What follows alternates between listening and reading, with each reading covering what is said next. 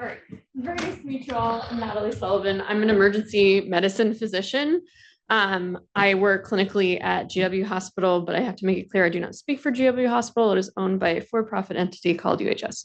I'm an assistant professor of emergency medicine at the university, and I'm the assistant director for our operational and disaster medicine program. And so I first became interested in this after working at a hospital that was under a cyber attack. And then, of course, it really fits in well with my subspecialty of disaster medicine. So my first slide is really a picture of a crowded airport because we don't take pictures in hospitals.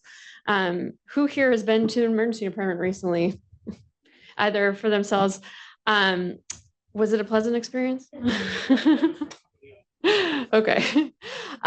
So the reason I ask is if you've been to a hospital recently, taken a family member recently, you've probably experienced directly the medical internet of things, right? So we, for better or worse, have adopted a lot of technology to allow us to provide the standard of care. And I think you're all very familiar with that at this point. We have medical devices that are taking your vital signs, administering medications, making sure that your heart keeps beating. We have automated systems that are allowing us as clinicians to see your patient information in the waiting room, start putting orders in, use the information that we collect from you to send messages to the lab, to radiology, to start getting our diagnostics rolling. And that's also how we receive information about you in order to make medical decisions about you and your family members.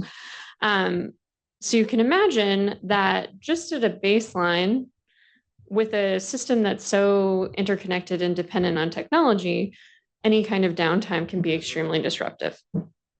And so does anyone here work in medicine or healthcare?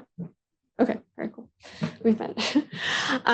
So the way I like to kind of go through this is more from a didactic approach. So we don't really even need the slides to begin with, but from your perspective, not having worked in healthcare, how do you think we grade ourselves? How can we tell we're doing a good job?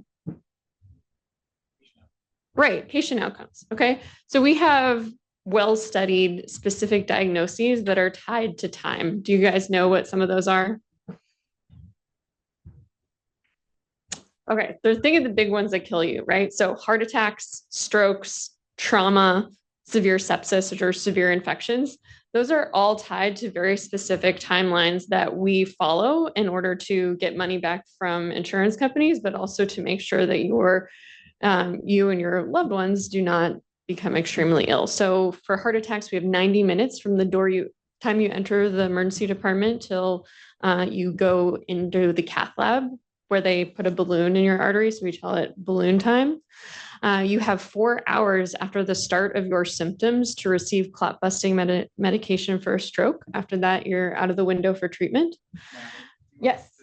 Plug you in, sure. Yeah, go for it. I'll just plug your. Oh, plug my computer.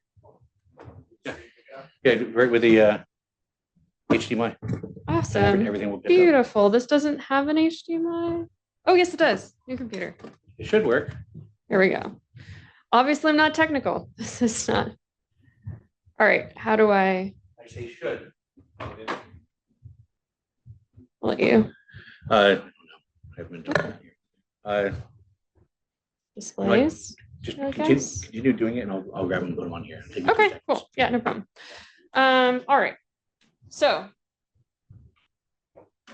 our medical diagnoses are tied specifically to timelines, golden hour of trauma, 3 hours to antibiotics for sepsis.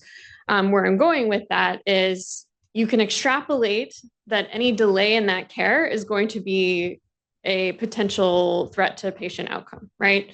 So if we've said throughout the medical system, in the way that we bill for patients, in the way that we're graded on our care, that time matters, if our processes are down and time is delayed, we can infer that there's going to be adverse patient outcomes. Now, it's tough to study this, and the CISA document that Josh helped produce is one of the only documents, as well as the study that Christian and Jeff did, that truly shows a data-driven proof that patients were harmed.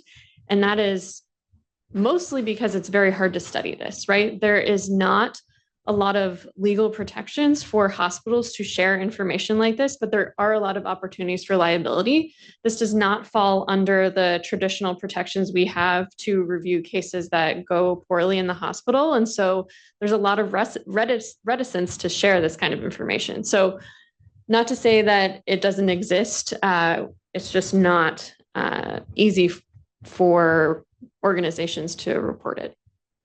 All right. That is just thinking about individual patients, you and your family members. When we think about entire regions that could be impacted, a lot of times we get the response, oh, that hospital can go on diversion. Diversion is when you say, oh, sorry, ambulances, you can't come to this hospital. Hospitals almost never go on diversion for a number of reasons. But when that does happen, it doesn't necessarily divert the opportunity for poor patient outcome. It really just places those extra patients at other nearby hospitals if they exist, right? So I'm mainly going to be talking about urban hospitals because I work here and it's a very urban facility. But again, area. But again, you can think that if there's only one major hospital in a giant rural area, it's going to be an even worse situation. And so what I want to emphasize in this is that one hospital going down is obviously overloading the other regional hospitals. And that's where you get the, poor cardiac arrest data that Christian just showed. When we're talking about hospital dependencies, and I've had some great tease up from my prior speakers, utilities is obviously enormous, right? So we don't always think about, make sure I'm going the right order here. We don't always think about all the ways in which we are dependent on utilities. So we sterilize our equipment with water, right? So the pharmacy, the labs, the ORs can't run without water. We use it for basic sanitation and hygiene. We have sick people living in the hospital, so they need food, they need water supply to drink. We use it for fire suppression. We use it for our HVAC systems, which a local hospital almost had to evacuate a few months ago because of an HVAC failure. We use it for dialysis. We need to make sure it's clean so that we don't have spread of waterborne illness, so that we can keep our patients well hydrated, right? There was, and it's actually a paper that came up earlier that was published by the CDC that describes how hospitals can better prepare for water. It's estimated that hospitals can last about 2 hours without access to water. And if there's a regional problem, the region can last about 4 hours before we have major adverse problems. So not a lot of depth there. The Joint Commission, which is the body that regulates hospitals, requires that all hospitals have a plan to last 96 hours. The question is, what would you do? But there's nothing that you have to back that up with. You don't have to say, oh, here's my water tank for that 96 hours. You just have to say, oh, we'd use mutual aid. We have a lot of water bottles. We'd evacuate the hospital. Hospitals are almost never evacuated. That is a common point of confusion. It's a huge, huge problem for us to evacuate. So I think it was less than 200 evacuations have happened in the last 5 to 10 years. So very small percentage, not a great option. Likewise, we're very dependent on electricity. Like I said, HVAC is huge. Refrigeration, the pressure in the water systems, access to most of the hospital, because the emergency department is one of the most dangerous places to work. And so we have very tight security, and it is all electric dependent. There's simple things like lighting. We do have the red plugs. I recently learned that at a hospital that was built not in this area recently, they forgot to plug the generators into the red plugs. So if you're ever in a hospital, you see the red plugs, that's why they're red, is because those are the generation ones. So if you forget to do that, big problem. They fixed it. All right, so then we're thinking about utilities affecting hospitals. Obviously, we're very, very dependent on those things. We have very little in reserve. And there's a lot of variability on how much hospitals have in reserve. Some might have a water tank. That's incredible. I doubt you've seen a water tank at one of the major trauma centers in this area, right? Most of us have pretty robust generators, but that's not always true at hospitals across the country, and it's not necessarily regulated. On a broader scale, if you can imagine a hospital kind of in the general infrastructure sense, we're usually a safe haven. So if we weren't affected and there was some kind of regional water or power outage, people are going to flock to the emergency department and to the hospital. All this out of hospital care that we've been able to develop because of connectivity is going to end up getting drawn back into the hospital. So I'm talking about nursing homes, patients who are receiving care at home from IVs or home electronic systems. There's also going to be an issue with backup supply and competition for resources, right? So if the whole region is affected and we are now also dependent on generator power and whatever water supply we're able to get, those mutual agreements that we might have may not hold up. And we're all competing for very limited resources. So like Josh pointed out, and many of my other speakers, how are we going to prioritize what goes where and how are we going to be competitive? And then there's always the issue of staff, right? So if you've been to the emergency department recently, I bet you waited in the waiting room for quite a while. There are many things that are contributing to that, but I know one of them is we have a massive nursing shortage, right? Across the country, we don't have enough nurses. If we're already operating at capacity every day, we already have staff shortages, we definitely can't afford for them to be worried about their families at home who don't have water and power. They're not going to come into the hospital. Nor I think with most people. All right, so I think the doom and gloom has been very clear, and like many of the sectors that we've talked about today, healthcare is already, having its own issues at a baseline. So I want to talk more about how do we develop solutions. So as I mentioned, my background is disaster medicine, and so that is essentially, in my mind, adding emergency management to emergency medicine. I'm a clinician. That is my primary occupation, but any additional training has been around emergency management. And so when we talk about disasters, we talk about a disaster cycle. And so that is, anyone familiar with this? You guys seem like more emergency management people. Yeah. Okay. You got it.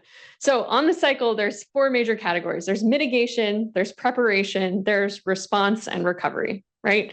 And so that is how we think about how we're going to mitigate some of this. And we also use the ICS system, if you've heard of that, right? So we have the incident command, 2 minutes. We have an acronym collision with ICS. So which one do you need? Oh, I'm so sorry. Incident command system. Okay, there you go. Okay. Very cool. Didn't know that one. And so incident command system that I'm referring to is the one that was developed out of wildfires. So we're talking about logistics, planning, operations, finance.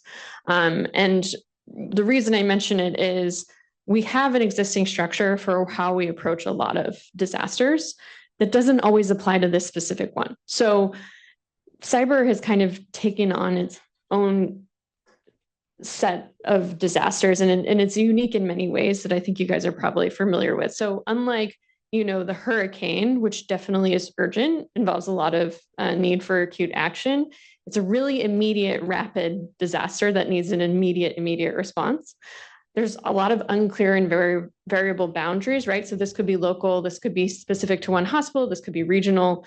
There may be compromise of data, there may be compromise of functionality, it might just be a compromise of communications, right? So this is a lot more complex and far-reaching than we think about preparing for a tornado, preparing for an active shooter, right? And then the cyber blast radius is so difficult to predict and so widespread, that's also really difficult for us to plan for. And I think you're probably also familiar that my sector is pretty behind the times, right? Healthcare, especially hospitals, not really known for being like top-notch with technology. And so that combined with all the things that I discussed really makes us vulnerable and makes us difficult to plan in a traditional method. However, I think we can take that basic framework of disaster mitigation, preparedness, response, and recovery, and think about creative ways that we can help mitigate what is probably inevitable at a lot of healthcare facilities. So what are some mitigation techniques? So I'm going to give you an example. One example of a mitigation technique would be technical advancements, right? So trying to update our systems, make sure we're using the latest software, making sure we're actually training our providers on latest security measures. What other things can we do? Other things we Firewalls. Yes, firewalls, physical barriers. We're talking now about plugs that we have exposed in our hospital, making sure that you can't randomly plug into our hospital, which has been done recently, not at the hospital I work at. Preparation to me is the biggest area that we can work on, right? So we did a survey of hospitals from, I believe it was 2015, 2017, and we asked them, is cybersecurity even in your hazard vulnerability analysis? And for most of them, it wasn't in it ranked in the top 3 at all. For about 10%, it was ranked in the top 3, and for about 15%, it was there, just not in the top 3. So even pretty recently, not on the agenda of a lot of programs. And then we also asked about their emergency operating procedures. So that's really like the red book that we pull out when we have an emergency. How are we going to deal with this in the hospital? And very few of them, about 35%, actually had it in there at all. All right. We're also talking about poly crisis assessments. So I can tell you, when I was working in a hospital that very publicly was cyber attacked, it was the middle of COVID, pre-vaccine, not a great time. So we also have to think about, okay, not only do we need to have this really robust downtime plan, but what if it's happening at the same time we don't have power? What if it's happening at the same time we don't have water? What if it's happening at the same time we have an unprecedented pandemic? There's a lot of plans available from the government, from non-government agencies, on how we can be prepared as healthcare systems for water supply failure or for power failure, but they're just not necessarily implemented into these plans, right? So we saw earlier the CDC booklet that is very robust, lots of pictures, lots of pages, lots of very discrete instructions on how we can supply water and how we can better prepare. But that costs money. It also costs space, costs time, and we haven't really gotten there in most medical facilities. One thing that's kind of gone to the wayside, I think, after COVID on many levels is drilling and exercising. So this is really fundamentals of emergency management. How can we do that? I think you can even get farther outside the box of what we're talking about. So Christian and Jeff have been starting to develop cyber response teams. So instead of completely shutting down and going down to paper, could we bring in almost like an emergency team of computers and networks that actually operate the way our normal workflow works, so that practitioners aren't changing the way that they work. They're just switching to a different system and practicing medicine as they usually would. All right. And then for response, I think it seems very intuitive. You're going to do the things that you need to do from the technical side to stop whatever's happening and get the systems back up as soon as you can. But I find that the biggest gap in the response is really the collaboration between the technical and the clinical, right? So we have great IT people. I am not technical. I do not understand how to put a system back up or take it down, right? But I do know patients really well, and I do know what I'm going to need and what I'm going to need to prioritize in order to meet those timelines that I was talking about earlier. So collaborating with the technical side and the clinical side is really fundamental and often a gap. And then training your people on functional downtime. So in the hospital, we have downtime that is routine, where they're doing something to the system and we're off. And it's kind of like a twiddle your thumbs, like mess around on the paper things that they give you, and then we'll go back online in an hour. People don't take it seriously. So really drilling that downtime and coming up with a functional way that you can take care of patients when you don't have the computers that you grew up with is a big deal.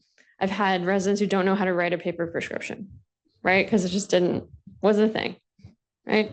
It was barely a thing when I was in medical school. Yeah, no, it is, but it's just like, that's not the way we practice medicine. It's gone the way of bloodletting. All right. And then for recovery, I touched on this briefly, but in order to recover, we need to study what went wrong. And in my mind, one of the biggest gaps is I can't study what went wrong. There is a lot of pressure from not just hospitals and lawyers to not share information that could expose us. And I think that that's reasonable, right? I mean, you don't want to, most hospitals are not generating an enormous profit. We're just trying to take care of patients. And it's hard to do that if we're getting sued by an enormous lawsuit. So it's not necessarily that anyone's trying to hide anything. I think people just want to be able to have continuity of care afterwards. So a big part of recovery in my mind is hot washing these, obviously adapting our downtime mechanisms to make them safer based on the experience, but also finding a safe way that we can mine this data and help improve patient outcomes. So I'm done. I'm very sorry for the slides. They're very pretty. Can I take any questions? Yeah. Sure. Yeah. One is on the drilling with Cyberattacks, which is a common gap in a lot of infrastructure. Yeah. For 15 years now, so we have to drill on it. We have to drill with operations. So what I did was we should look do some outreach in that sector, and I've been up to that for directly with some people. Yeah. And there might be an opportunity for you guys to do some lessons learned or get some insights or ideas on how to do. Very cool. Yeah. Second, on that topic, I totally agree. You have to drill, you have to document, which we also have to do. Document lessons learned. We have to let all the mitigation actions out of it. It's by our regs, right? Right. So that helps a little with the fight with the lawyers. I am a lawyer. I hate lawyers that long. It is just, I understand it, but when we run our business for litigation, we can't run business. So right. My suggestion would be to try to coordinate and get some cybersecurity lawyers, maybe more integrated, or even emergency management lawyers to help your other lawyers understand how you can run that and protect both legal risk, but also get what you need done. Yeah, absolutely.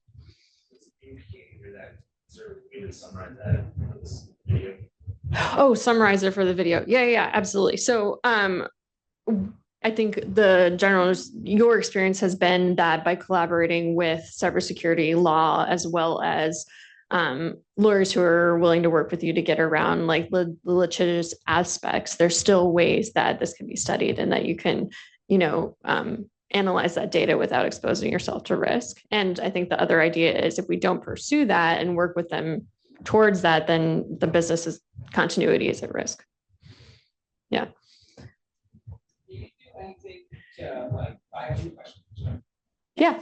Like big, expensive piece of equipment like MRI machines, stuff like that. You segment that off to protect that from threats. And then the other thing is, if you're a medical record system like that, how do you guys deal with the charts? Like that? Sure. I'm going to speak broadly. I'm not speaking for the hospital I work at. There are hospitals that do segment those off of the general system, but not always. And there's a lot of hospitals where they are definitely connected. Those machines also like hold data for a really long time. So you can put things on them and then when they reconnect. And then I'm sorry, what was the second question? Oh, what do we do? So sometimes there's redundancy. So you could access it from internet outside the hospital, the old charts, and get them that way. Sometimes we have some access on our phones, so we could go outside the hospital and access a certain type of chart that way. But a lot of times during downtime, you just wouldn't have that information. So that's a huge problem, right? I work at the VA where we have CPRS, so you could look up a veteran's, cath report from 20 years ago, which is pretty incredible. The interface is not great, but the information depth is amazing. Whereas at other hospitals I work at that are not, DOD, often patients will come in unless they've been to that hospital before. I don't really know their medical information. If you remember, part of his answer would be, Nate from the University of Vermont? Yes. Yes. Yeah, they couldn't do chemo during downtime because they didn't have the records. Yeah. It depends on your system. Yeah. Hi, I'm with the American Water Works Association. We actually have It was a great document. I just read it recently. You know, what's the challenge? Now, I'm not, we have challenges too. Sure. Part of that is, I'm just curious from your perspective, the relationship between the utility and what the client. Do you see that there's a conversation that happens at a critical customer? I don't know the answer to that, to be honest. Yeah, I've not been privy to any conversation with our provider. So, what are the specific things in that case that are complicated to operate? Or to me, I think that some of the most the difficult things, it's a volume, so it's a space and it's a money issue. So if I go to, I'm going to use a hospital that our hospital is on like one city block that takes up almost the entire block, right? There's no space. So where are you going to put that water tank? I don't know. But I come up to you and I say, okay, we need all this money for all these other things. I'd like to build a giant water tank and then supply it to make sure it stays clean and the pumps and the electricity and all this. And they're going to say, oh, well, we have these 10 other threats that we think are more serious. So, but I hear you. I think the guidance is really cool because you can point to it and there's different levels, right? There wasn't just the giant tank. There's, yeah. Feels like I'm tacking it on, but one of the things that I didn't understand, so could you punctuate? Yeah, of course, yeah. It's not just that your fire suppression requires water, it's Mhm. that you're more prone to fires because of all the gases, like. Oh yeah, we're high risk for fires. Yeah. Well, there's gas, there's oxygen in our walls. There's oxygen in the walls. I think the most common place for fires is in the OR. Yeah. Well, this is the tip of the iceberg. I hope you can see why we were really thrilled she would join us today. We're not going to solve this in islands, to your point, right? This is all interconnected, and I think where everybody, no matter what area you work in, you all need medical care. Family needs medical care. So we have to make sure she's successful. All right, thank you, and let me give you your gift. Thanks.